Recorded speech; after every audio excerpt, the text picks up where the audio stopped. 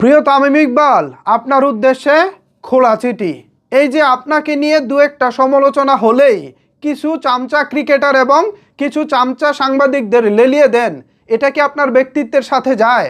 আপনার যে ক্রিকেটীয় কেরিয়ার, আপনার যে ক্রিকেটের অবদান, এই অবদানের ঝুলিতে আপনার যে অর্জন, এই সব কিছু মিলিয়ে আপনার বিরুদ্ধে দু একটা সমালোচনা হলেই যেভাবে আপনার ক্রিকেটারদের লেলিয়ে দেন, যেভাবে আপনার সাংবাদিকদের লেলিয়ে দেন, এটা কি আপনার সাথে যায় মিস্টার খান সাহেব?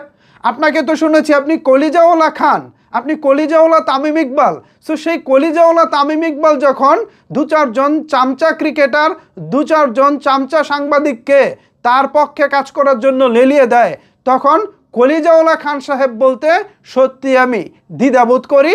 তখন তামিম ইকবাল, তিনি যে একজন সম্ভ্রান্ত পরিবারের একজন মানুষ, তিনি যে অনেক উঁচু পরিবারের একজন মানুষ, তিনি যে একজন ব্যক্তিত্ব সম্পন্ন মানুষ, সেটার দিকে তখন প্রশ্ন চলে আসে।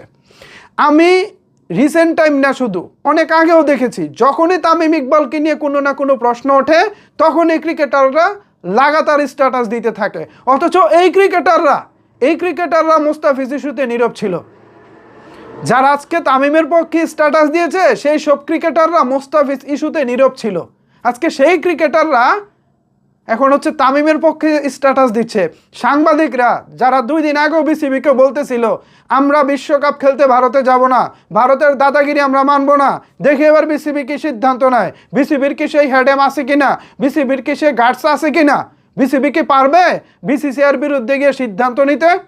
এই যে এভাবে যারা কথা বলতেন, আজকে সেই সব সাংবাদিকরা তামিমের পক্ষ হয়ে বিসিবিকে ধুয়ে দিচ্ছে। বাংলাদেশের ক্রিকেট গোল্লায় চলে যাচ্ছে, বাংলাদেশ ক্রিকেট ধ্বংস হয়ে যাচ্ছে। ভাই রে ভাই, টেস্ট স্ট্যাটাস পেয়েছে বাংলাদেশ আজ থেকে 26 বছর হয়। এই 26 বছরে টেস্টের বাংলাদেশের অবস্থা কি? এই 26 বছরে বাংলাদেশ ওয়ানডে ক্রিকেটে কখনো ট্রফি জিততে পারছে? টি-20 ক্রিকেটে কখনো ট্রফি জিততে পারছে? আমাদের এশিয়া কাপ পর্যন্ত আমাদের ঝুলিতে নাই। তাহলে কিসের অর্জনের কথা বলতেছেন? বাংলাদেশ ক্রিকেটে তো কখনো কোনো অর্জনই ছিল না। দেশ হিসেবে আমরা বিশ্বকাপ, এশিয়া কাপ কিংবা টেস্ট চ্যাম্পিয়নশিপে অংশগ্রহণ করি বটে, বাট আমাদের অর্জনটা কি? ব্যক্তিগত তামিম, ব্যক্তিগত সাকিব, ব্যক্তিগত মাশরাফি, যার যার আঙ্গুর ফল, মানে পকেট ফুলে কলা গাছ হয়েছে, পকেট ভারী হয়েছে, টাকা হয়েছে, বাড়ি গাড়ি হয়েছে। দেশের ক্রিকেটের কি হয়েছে? একজন তামিম, তিনি তার ব্যক্তিগত অর্জনের ঝুলিতে অনেক কিছু অর্জন করেছেন। একজন সাকিব আল হাসান ব্যক্তিগত অর্জনের ঝুলিতে ক্রিকেটীয় কেরিয়ারে অনেক কিছু করেছেন, রাজনীতির নেতা পর্যন্ত হয়েছেন। যার যার ঝুলিতে তারা সেরা হয়েছেন। আমাদের জন্য কি একটা ট্রফি তারা বিসিবিতে এনে দিতে পারছে? পারে নাই। তাহলে কেন বলতেছেন ক্রিকেট ধ্বংস হয়ে গেছে? যারা ক্রিকেট খেলেছে এতদিন, তারাই বা আমাদেরকে কি উপহার দিয়েছে? তারা আমাদেরকে কি উপহার দিয়েছে বলতে পারেন? বলতে পারবেন না। আর এক তামিম ইকবাল, আপনি মানে আপনাকে যে সম্মান করতাম, সেই সম্মানটা আপনি এখন মানে ধুলোর সাথে মিশিয়ে দিচ্ছেন।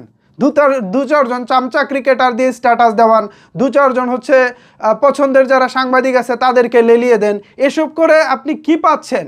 আপনার সম্মান অনেক উঁচুতে চলে যাচ্ছে, দেশের মানুষ আপনাকে স্যালুট করতেছে? মোটেও না।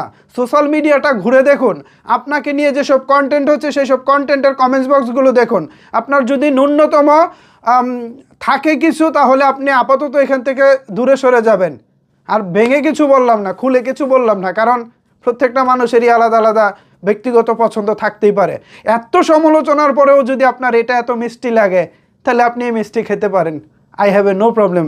তো ভিউয়ার্স, তামিম ইকবাল যা করতেছেন, যা করে যাচ্ছেন, তা তো মানে প্রশংসার দাবি তো রাখেই না, বরঞ্চ সমালোচনা একদম বারবার আগুনে, তিনি সমালোচনার আগুনে ঘি ঢেলে দিচ্ছেন। এখন এ বিষয়ে আপনাদের মতামতকে জানাতে পারেন নিচের কমেন্টস বক্সে। ধন্যবাদ সবাইকে এতক্ষণ আমার সাথে থাকার জন্য।